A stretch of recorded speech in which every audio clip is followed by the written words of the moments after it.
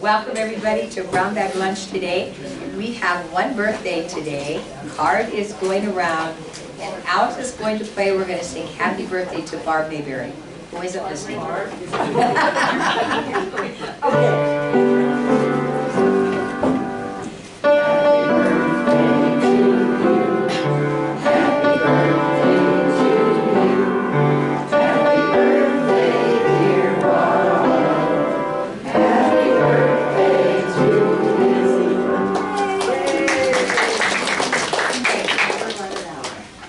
Alrighty, so before we start, also I hope everybody's voted. If you haven't voted, I hope you will vote. And if you have children and grandchildren, please teach them how important it is for everybody to vote and what a treasure it is for us to live in a country where we can all do so.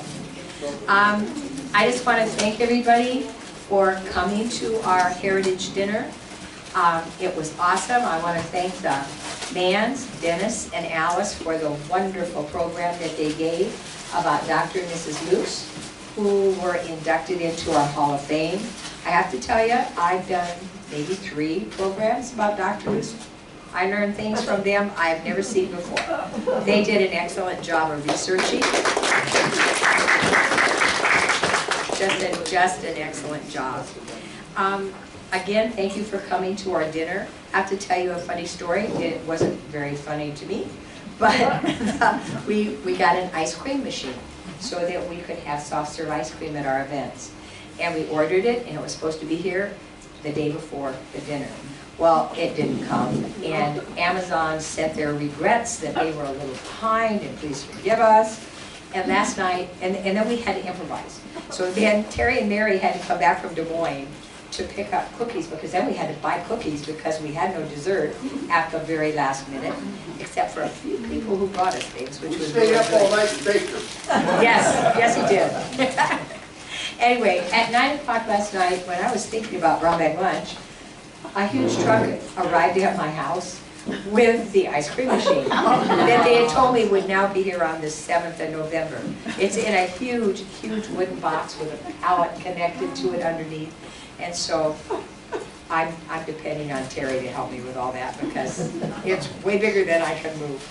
Anyway, we have an ice cream machine, but thanks to Mary and Terry, we have cookies instead, and it was really, really nice. So, I want to thank also Jack Willie and Dixie and the people who helped decorate. Thought it looked very, very pretty in the building over there, and we just had a nice event. And I also want to thank Geronimo's, who catered the meal for us. They are very, very good to the Historical Society, just so you know, so please support them. They give us a really good deal, and they're always there for us, so they did a great job. So thank you to everybody for that. Our next event coming up is going to be the Holiday Soup Supper and Cookie Walk that we have here. It's always the 2nd Tuesday of December, so that makes it, I think, December 9th.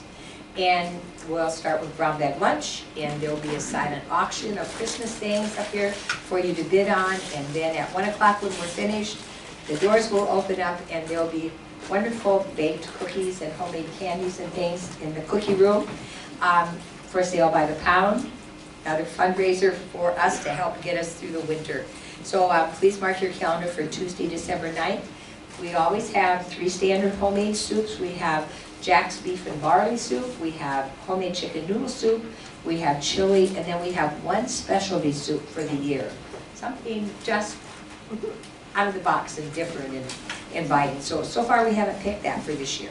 So if anybody has a special soup in mind, we would like to know. Okay, Barb Mayberry is going to be giving Brown Bag Lunch next Tuesday. She's Sue. Oh, Sue Mayberry, I'm sorry. Barb Mayberry has promised a Brown Bag Lunch on the Alice Museum for some time, and I think somewhere in my mind that was going on. Anyway, yes, Sue Mayberry. And she's going to be talking about Jackson County implement dealers through the years. And so it's going to be a really, really interesting program. Today, we're going to be talking about, as you can see, Hiram Keister. And this is partly, this started as we were trying to sort out maybe some mistakes that we have, some confusion that we have in our records.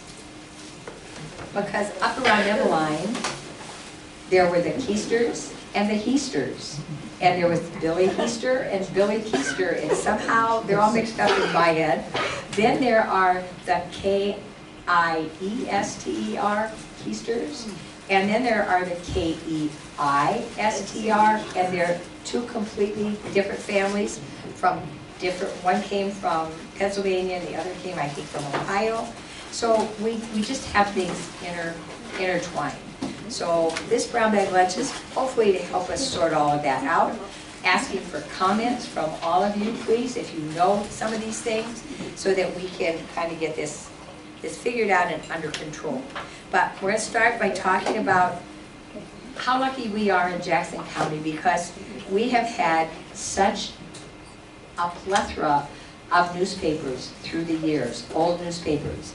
Going back, you know, to the early days, we had the Excelsior, the Sentinel, the Record, the Reporter, the German Journal. Those were 5 of the most popular. There was the Chief. Oh, you know what? If I'd stopped playing with things, that wouldn't happen. Thank you. But newspapers have been so important here. It is thought that there were more newspapers operating in Maquoketa, Iowa, than any other town in Iowa at one time. And it's also been written that Maquoketa had more newspapers for any town its size of anywhere in the entire United States. Now there are so many, and we have a newspaper person here. There are so many towns our size that have never had a newspaper, right? And so we're really fortunate to have this wonderful history that we can go back to and we can search. And we have newspapers that have been bound in volumes, and they're easier to look at. We have all the old newspapers going back on microfilm. You can come here and look at them. You can see them at the different libraries, the Preston Library, the Bellevue Library, our library. So don't forget that they're just a wonderful, wonderful source of information. The first paper here was the Sentinel. It was started in 1854 when William Swigert was brought to town by J.E. Goodnow. And at that time, Davenport did not have a newspaper, and so the people of Davenport knew that he was coming on the steamer, and they landed in Davenport, and a whole contingent of people from Davenport went out to meet them and begged them to stay and open a newspaper in Davenport. But they said, no, we've made a deal with J.E. Goodnow, and they came on to Maquoketa.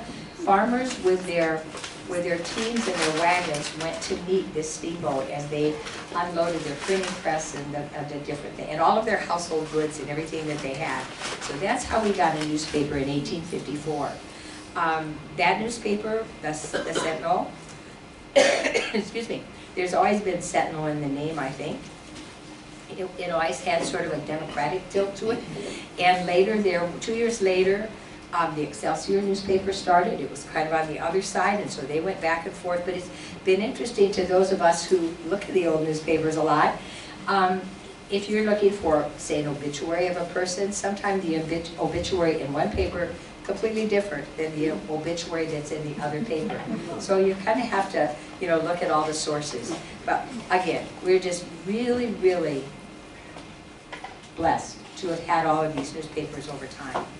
Well, Don Wentworth, a couple years ago, as he reads all these newspapers on the microfilm all the time, he found this collection of articles by Hiram Keister.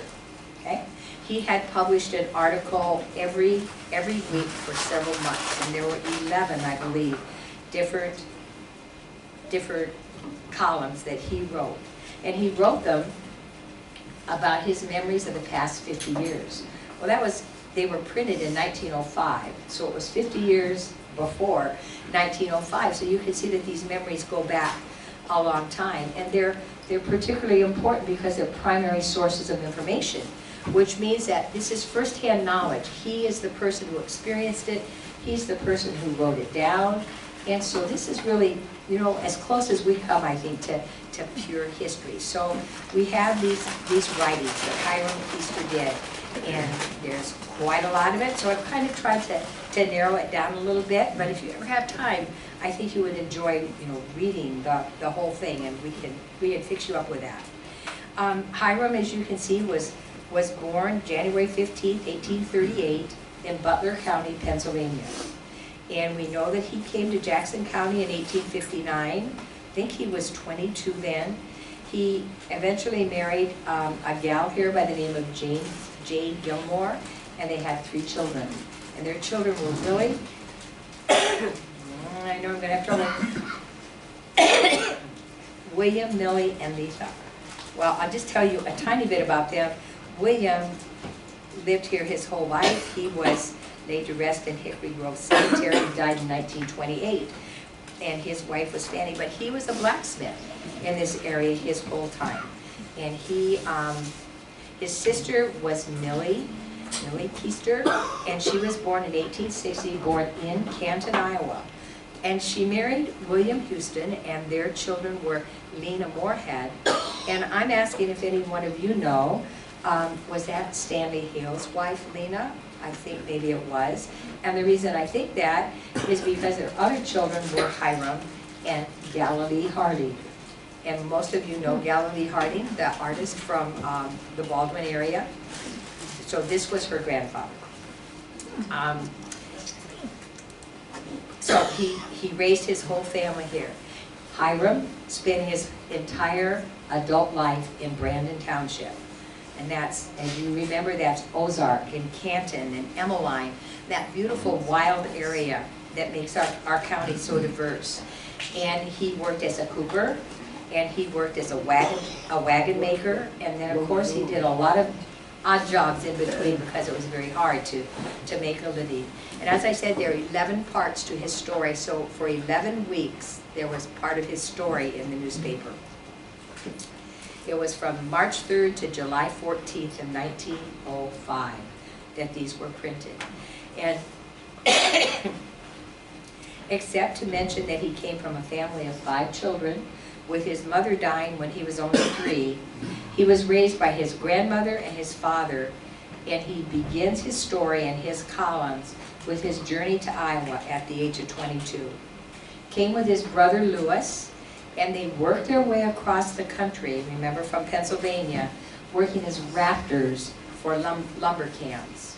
Well, I found it fascinating reading all this because I knew very little about lumbering back then, but he wrote so well for probably a not very well-educated person. He wrote so well, and he gave such detailed information that I found it really amazing. He talked about how the lumber camps along the way, and how that they would cut the logs, and then they would saw the lumber, and then they would get the lumber down to the riverbank or the stream or wherever they were. And then his people would come in, or the people that he worked with would come in, and they made a platform out of timbers. And the platform was about 100 foot long by 16 foot wide. And they rubbed these boards together by using white oak bushes. They drilled holes, and they pulled the strands of oak bushes up through, and that's how they tied these logs together back then. They pick logs, I didn't know this either, some logs float in water and some logs don't. So they picked logs that floated in water, and they built this platform. And then these guys started loading the sawn lumber on these logs. And they would put it perpendicular, and they would put layer after layer after layer until they got up to sometimes 30 layers of boards. And then they made another platform like they had made before, put it on the top. So if you envision a sandwich with the lumber in between and the logs on the top, that's what they made. And they had some kind of a machine called a witch, and it just tightened it all up and tied it all together, and one of these things was called a strand. And each sawmill along the way, because there'd be a stream or a creek with maybe 4 or 5 sawmills along the way, and each sawmill was to have produced enough lumber to make 2 of these strands, 2 of these big piles of lumber. So then, when they floated it down to the river, 3 or 4 were coupled together, and they would put an oarsman in each of the four corners of this huge pile of lumber. And that was known as an Allegheny raft, because this is in Pennsylvania, right? And this would contain 500,000 feet of lumber. And it would be rafted down the river to, in this case, to Pittsburgh, and then it would be called, to the Ohio River, and then it would be called an Ohio River raft. And upon each of these huge big rafts, there were again 4 oarsmen sitting in the top corners. And they had pine poles that were 30 foot long, and a man on each corner to steer this thing down the river. Well, he was 19, and his brother, I don't know whether his brother was older or younger, but he and his brother, that's how they started their trip to Iowa. They knew they were coming here, but this is how they worked their way here. Excuse me. They started at East Hickory Creek in Forest County, Pennsylvania, and they were going to Cincinnati on these rafts. Can you just imagine how dangerous that was? So the Allegheny River is what they were coming down. He said it was very crooked and naturally a very swift stream, and that was even on an ordinary time. And when they were coming in the spring of 1857, there had been lots and lots of rain. And so this raft was, or this river was flowing even faster than usual. It was above the flood stage, etc., and they're trying to raft these how many feet of lumber down the, it was just amazing. So he said they pulled out with an 8-man crew, and they were going to tie up each night, so they didn't have extra help on board. There was nobody else there to, to spare them. They built a little hut on top of each of these huge rafts of lumber so that they could get in out of the rain when they were, taking their shifts. But they really had no reinforcements if they couldn't, because they were going to tie up for the night, rest, and then start out again. But, sorry, but because the water was so high and going so fast, every time they tried to pull in to stop for the night, they just got washed right on by. And as they went by, they saw a lot of other rafts that didn't make it and just ended up split up with lumber floating around and everything. And they just hoped that nobody got hurt during that time. But said they finally made it. They were finally able to tie up somewhere. They ate supper and they went to bed. And he said they went to bed as tired a crew as ever didn't die in the operation. So anyway, he just explains this all just exquisitely. It's far better than I did, I'm sorry. So we're going to fast forward to a little bit now in his story. He reached Cincinnati. That's where they tied up. And that was the end of his haul. And they got off and they boarded a heavy laden freighter, is what he said, that stopped at every stop along the way, and they were making their way to Dubuque, Iowa. And it took them 2 weeks to get from Cincinnati to Dubuque because it was slow going with this heavily loaded freighter. They got to Dubuque and they tried to find conveyance to Ozark. They were going to Ozark. And they were going along the old military road. They were going along the old military road that we've talked about lots of times, that first road across Iowa, right, when there weren't any roads, from Dubuque to Iowa City, and then on to the Missouri border. And because they had always lived in forested country, this was the first time that they had ever seen prairie. They couldn't believe the prairies because they had never seen them before. And he then talks about stopping at Litton's, L-I-T-T-E-N, Litton's stand for dinner. Well, Litton's Tavern was known maybe to us as the 12-Mile House. It was in Dubuque County, but it was a place where people stopped going as they went across the old military road. And I tried to find information about that. There was a lot of 12-mile houses, a lot of different places. Really hard to find information about this, but he talked about it so much that I think, and it was so fascinating. It was known as Litton's Tavern and the 12-Mile House.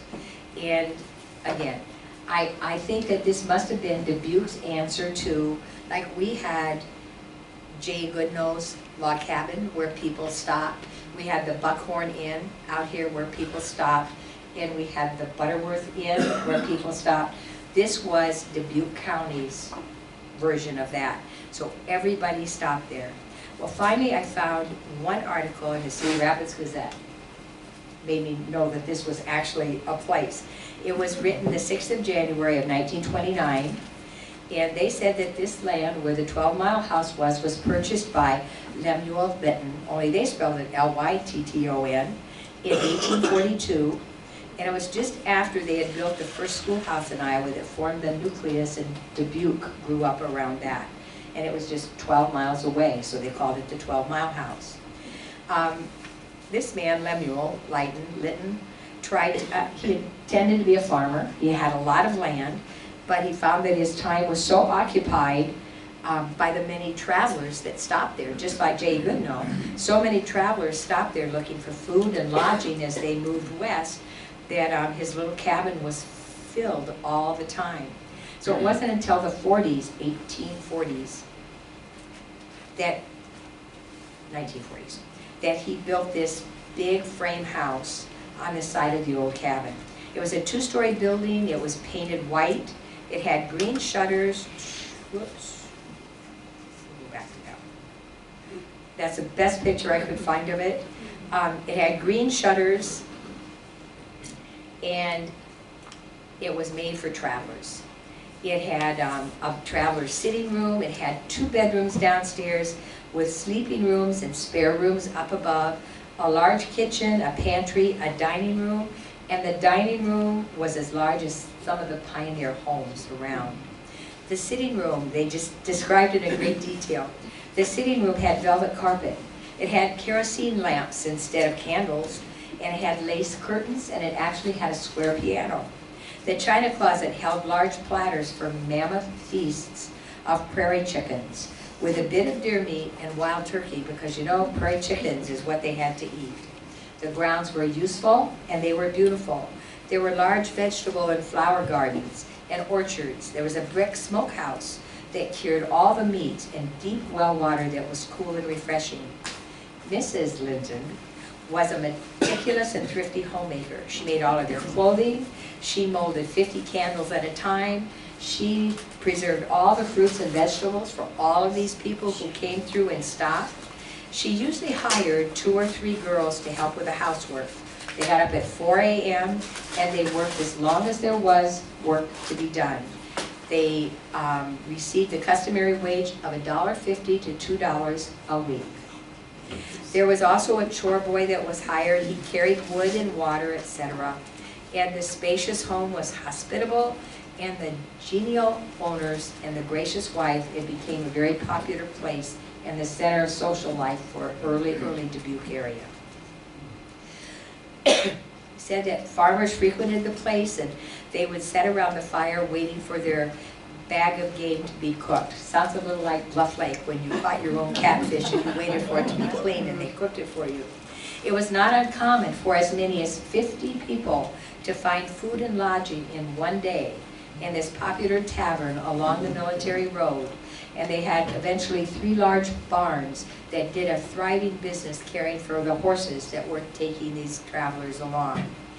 And no matter how interesting the topic of conversation was inside, when the cloud of dust in the summer or the sidelights in the winter suggested that the stagecoach was approaching, everyone paused to herald the coming of the mail. Before the railroads were built through that part of the county, Dubuque was the leading trading post. Dubuque and then Galena, that's kind of all there was. Farmers would kill their hogs and haul the meat to market there. So they would traditionally travel as far as the 12 Mile House. They would spend the night, they would go on to Dubuque the next morning with their dressed pork, which they got from $1.50 to $2 a hundred-pound. When they finished their trading, they would travel back to the popular tavern, stay the night, and reach home the 3rd day. And the meal cost them 25 cents, and the bed was 50 cents a night. Twice a year, this wonderful Mrs. Linton would ride horseback into town. She was dressed with her long, full skirt, wearing a bonnet or a hood, and there she'd purchase all the cloth that she needed for garments, and all the yarn that she needed to knit hose and mittens, and she would carry all of her purchases home in saddlebags. Mrs. Linton was identified with the history of Dubuque as early as the 1830s, Mr. Linton, as early as the 1830s. He hauled brick with oxen to build the first brick house in Dubuque, which was then but just a very small settlement. The large hall, like we said, was erected in 1867, in the yard of the 12-mile house to be used for various gatherings. And the settlers were of a social nature, and they were really glad to break the routine of pioneer life with occasional neighborhood meetings. The hall became sort of a center of community activities, as well as a place where they had political meetings for Dubuque County, just like those places in Jackson County served. There was a large candelabra that they remembered, and it held kerosene lamps in the center of the building. And bottles were suspended from the ceiling. I didn't quite understand that. Bottles were suspended from the ceiling to contribute to the acoustic properties. I don't know quite what that means. But folks from miles around came for the dedicatory ball that they had early in the fall of 1867. 300 couples purchased tickets for the ball and the supper at $2.50 a ticket. The hall would not have been built when our friend Hiram and his brother first came. It was not there yet. But one would know that they might have been at this grand event later on when it opened.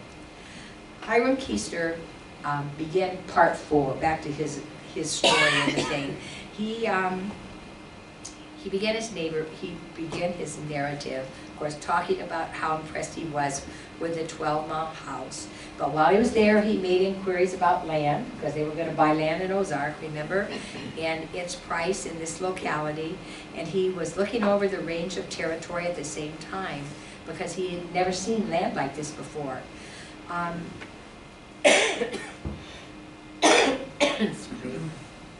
going to go back to the plat map of Brandon Township.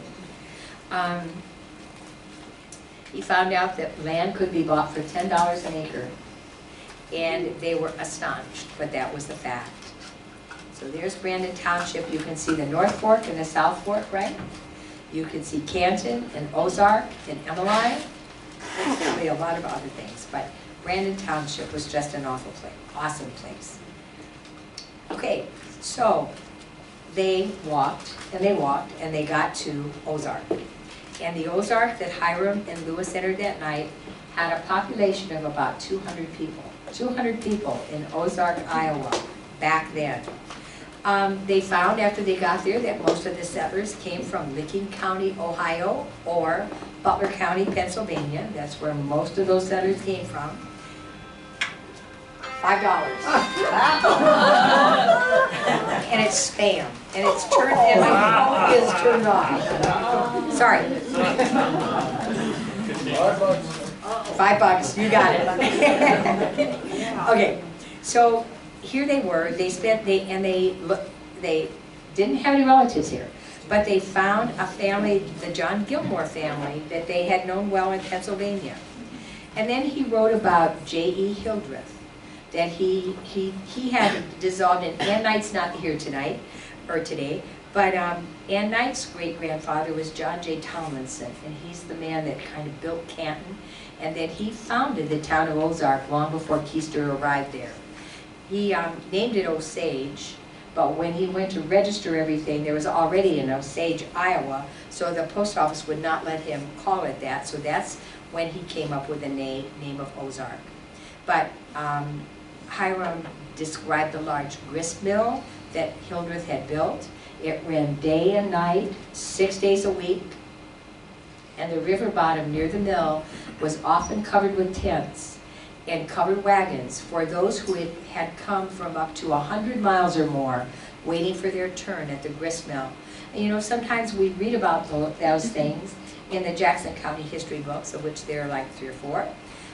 And you wonder, you know, can that really be true? But when we read it in a newspaper from a man like this who experienced it and who is writing it in the newspaper, it becomes, I think, a little more real. Hildreth also built in Ozark at that time a large general store that carried a huge assortment of items. in a time where it was really difficult to get supplies, and his customers came there from a very large territory. Okay, so that's the 12-mile house. So this is Ozark in 1924. I couldn't find any earlier pictures, and you see there the schoolhouse that he talked about. But that's a little bit of Ozark. The sawmill, of course, was the biggest business in the Ozark area. And there we see one of the sawmills around that area. The next big business was coopery. And the cooper shops employed 6 people each, and they ran a full steam making barrels for flour and pork and whiskey and lard, and everything that they made went to Dubuque. There was a tavern, now we're talking about Ozark, right? There was a tavern, a blacksmith, a wagon maker. Hildreth had organized a Methodist church. He had built the school that we saw, the Ozark School. There was a large Ozark cemetery, which is still there today. But the Heister brothers found no work at all with all that going on, so they moved on to Canton.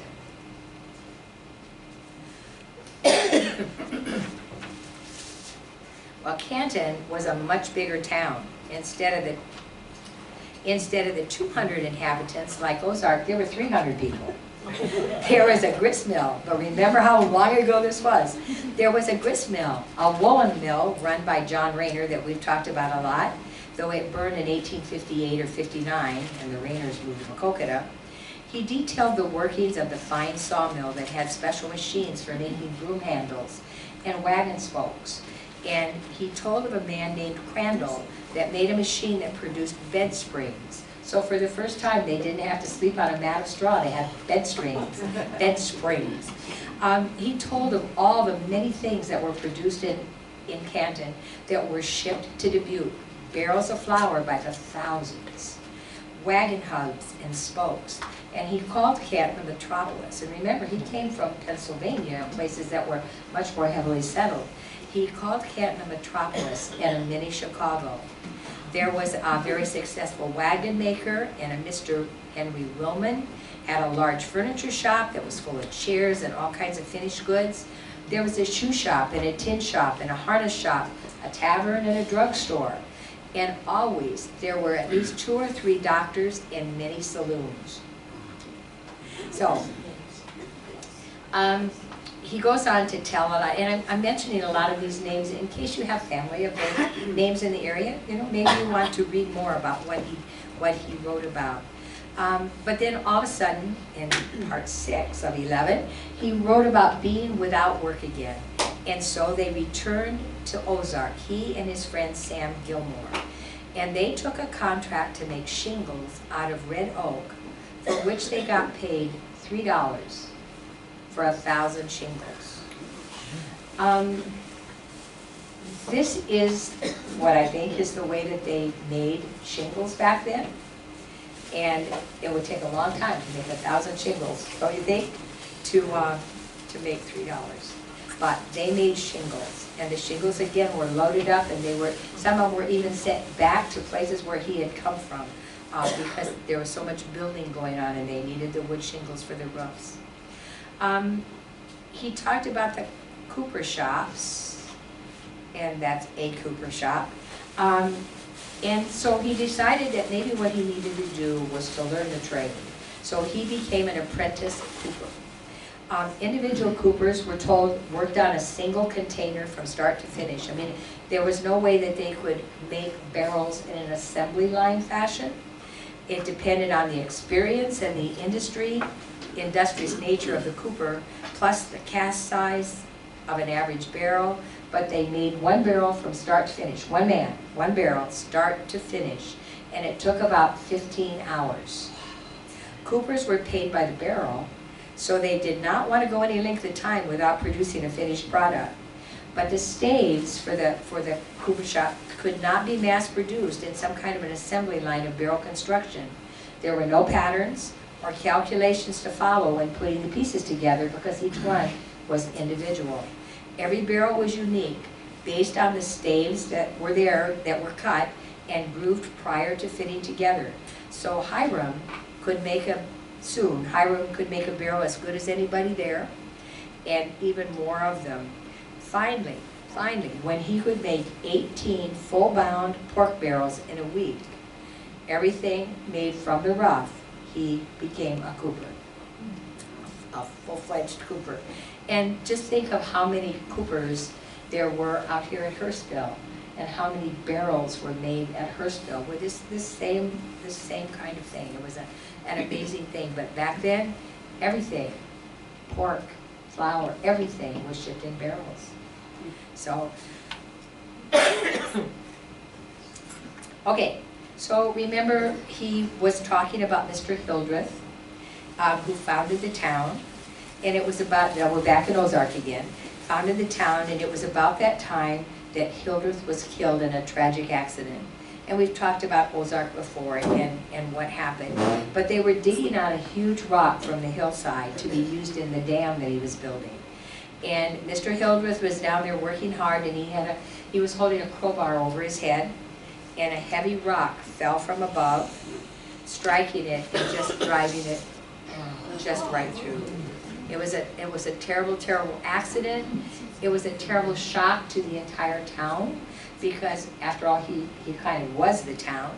And when he was not there anymore, running all the mills and all the different things, it was sort of the beginning of the end for Ozark. So Hiram kind of went on to different ways of life, I guess.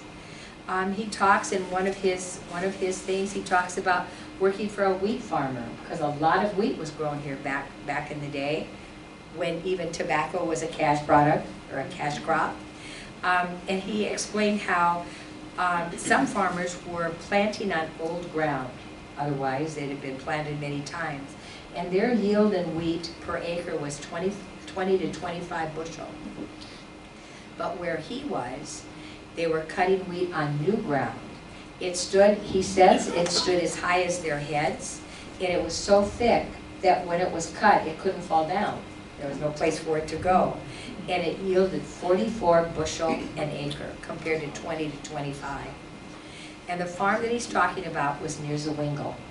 And so he talked about times in Zwingle. By 1861, he said that reapers, like you see here, were being used for cutting grain, and he explained that the first season that he worked with this reaper, binding a reaper, he was kind of disillusioned.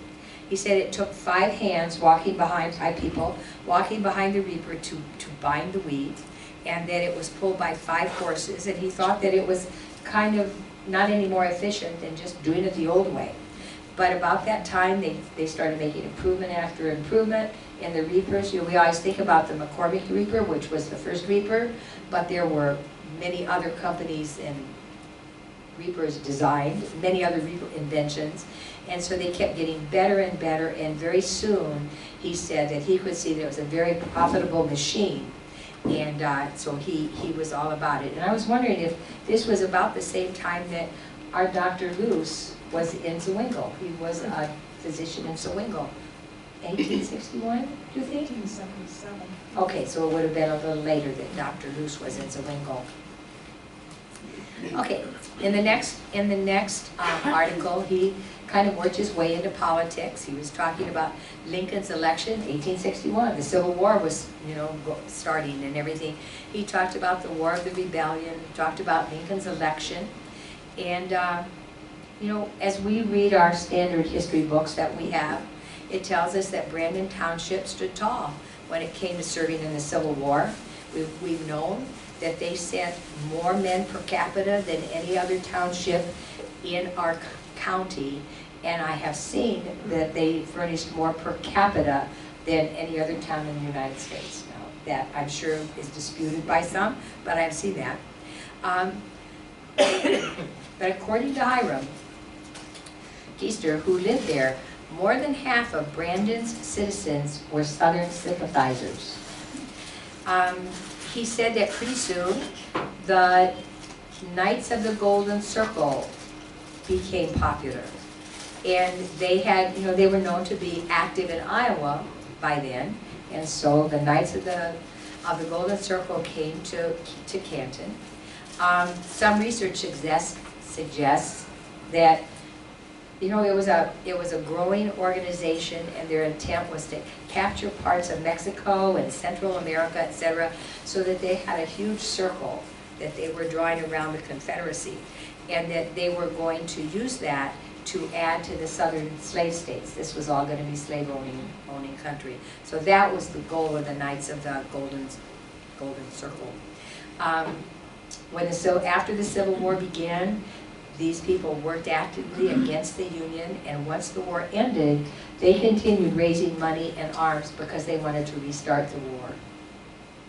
Well, legend has it, and I'm sure you've heard a lot about this, that Jesse James is known to have funded the Confederacy during the Civil War, and a lot of the money from his robberies, and the Confederate treasure was buried in different locations all around the South, and they've had people. They have all these secret maps with signs and symbols and things, and they've had people study this who have actually worked through some of the clues and have gone to these places and actually found the treasure. So that there is some truth to some of this, but you know, who knows which and how much. But Jesse James was obviously very involved in this. The treasure was marked by symbols on trees and rocks, and different ways that they bent the branches on the trees. And the trees that they used for the coding of this were called hurao trees. So there's several people in our area that come here to the museum to do research, and they're researching this kind of thing because they want to find the treasure, I'm sure. So we have a few people that are talking about this. And the stories are that Jesse James came to Jackson County from time to time because of this, that he hid gold in fruit jars that he buried in certain places, and he planned to use to help the South rise again. So it's kind of a probably a little bit of truth and a little bit of fiction, and who knows where it all ends up. But it is interesting to think about. Well, so these people, this Knights of the Golden Circle, were all through Brandon Township. Many people joined, but also during that time, something called the Union League was formed. And it was the other side of the coin. It was the patriotic and political organization that originated during the American Civil War, and they were supporters of the Union cause and Abraham Lincoln's policies. So just pretty soon after all this, that group was organized in Canton, and Hiram Keister said that he gladly became a member of that group. And so he talks a lot about this in some of his things. So it's just interesting. For instance, I think that's my last picture. I couldn't find a lot of photos. I'm sorry, it's a long time ago. It's just interesting. He mentions in some of his later articles that he had been reading the Maquoketa Excelsior newspaper, and there was a man by the name of Wagner who lived on a farm near Emmeline. And he wrote narratives about a few years earlier in the other newspaper. And it wasn't the Excelsior, what was it? One of the other news, the Maquoketa Record, I'm sorry. So he had been reading those, and so he got some ideas from that he carried over into his own writings. But most of the some of the later articles, he talked a lot about religion and different churches and where they were and what he believed things should be. And then he started talking about some of the prominent families that he had known and dealt with in Ozark and Canton, Zawingle, Garryon, Emmeline, the whole surrounding area of Brandon Township. So some of you who know that you have relatives in that area, you might find reading some of his articles might give you some information. We know that Hiram Keister is a descendant of Hiram Keister, is Barbara Dennehy from the Genie group. So she's one of his great-great-grandchildren, something like that. And so a lot of genealogy to be found there that stems from Brandon Township. And so, if you've got an interest in that, check out his writings. They're very, very interesting. But again, it just reminds us how grateful we are to have these old newspapers. And though it's kind of hard to read them if you have to come in and read them on a microfilm machine, just wonderful, wonderful information. So back to the Keisters. the Kiester, and the Keisters, Keister. They're obviously two different families, came from two different places. Hopefully one of these days we'll talk about the other Keister from Bellevue. He went to Bellevue, lived his life in Bellevue, and one of his sons named George, and that was part of, we had these people all twisted together into one, so we're trying to sort them out. His son, George Keister, E.I.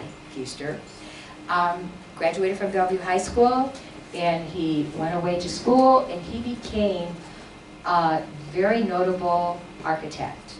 And he built some of the, he went to New York City, he built a huge Baptist church that still stands in the middle of New York City. He became, you know how you kind of specialize after a while, his specialty became theaters. Big, huge theaters where they would have stage plays, and some of the most famous people performed at his theaters. That held up to 2,000 people. And some of his buildings, because it was a long time ago, are now gone. But some of them are still standing and still being used, and they're beautiful. And when I thought that this was all part of the same family, I was looking at these online. It's very hard. They're beautiful, gorgeous pictures, but they're all copyrighted. So I've tried to figure out how we can look at the beautiful things that this man did. But I think that he also was the architect of the house near Bellevue where Cher Hawkes lived. Karen, do you know which house I'm talking about? Karen, do you know which house I'm talking about that Cher Hawkes? Do you are? Out in the country? I know the store. Near Bellevue. And who lives there? Out in the country? Frank? Who's Frank? He works for the county. Frank Freeburg. Frank Freeburg? Okay. He lives in that, he owns that house and lives in that house now. And so we'll take a look at some of the pictures of that house if we ever get around to the other side of the Keister family. But does anybody have any relatives, any knowledge of these three? The Keisters with the two spellings, the Heisters that we kind of have mixed in. I know Shirley and I went to school with Billy Heister. Keister. Billy Keister. Keister. I remember Billy Heister from Emmeline. We're just trying to sort this out. So we're hoping that somebody has some knowledge or some family history or something that'll help us out. Does anybody have any questions? Well, my Keister from my grandparents from Cedar Rapids had lots of relatives in Ohio. In Ohio. Okay, we may have to look at that. It's just a problem we need to solve because that all makes sense.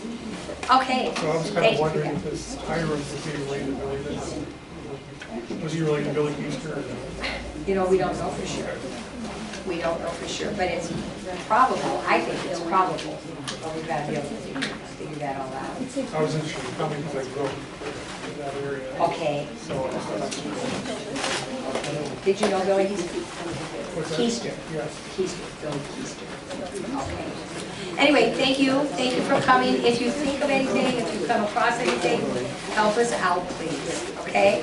And next week, Sue Mayberry will be here and she'll be talking about implement dealers in Jackson County. So thank you very much.